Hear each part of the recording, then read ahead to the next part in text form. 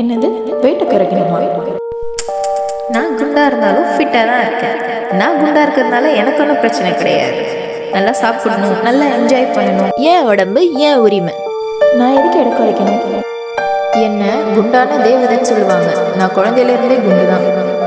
நான் குண்டாக இருக்கிறதுல என்ன பிரச்சனை? இப்படிதான் நானும் சொல்லிட்டு சுத்திட்டு கிடந்தேன். ஆனா அப்புறம் தான் நம்ம coach mister Sharif sir overweight குறைக்கிறத பத்தி அவேர்னஸ் கொடுத்தாரு. அப்போவே என் பைத்தியக்கார தனத்துல இருந்து நான் வெளியே வந்தேன். அவர் எனக்கு கொடுத்த அவேர்னஸ் நீங்களும் பார்த்து தெரிஞ்சுக்கோங்க. நீங்க உடல் எடை அதிகமா இருக்கிறதால வெளியே எந்த பிரச்சனையும் இல்லாம இருக்கலாம். ஆனா உங்களுக்குள்ள உங்களுடைய எலும்புகள் என்ன நிலைமையில இருக்குங்கிறது உங்களுக்கு தெரியுமா? பாருங்க, உங்க உடல் எடை அதிகரிக்கிறதால உங்களுடைய எலும்புகள்ல சுமை அதிகரிக்குது. மொத்த எலும்புகளோட சிஸ்டமே நிலை குலையுது. குறிப்பாக இடுப்பெலும்பு, முழங்கால்களில், முதுகெலும்பு மற்றும் கணுக்கால்களில் இந்த அழுத்தம் குருத்தெலும்பு தேய்மானத்தை அதிகப்படுத்துது மற்றும் கூட்டு சீரமைப்பை மாற்றுது. கீழ்வாதத்தில் அபாயத்தை அதிகரிக்குது.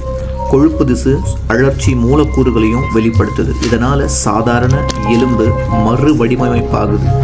எலும்புகளுக்கு இடையிலான சமநிலையை இது சீர்குலைக்குது.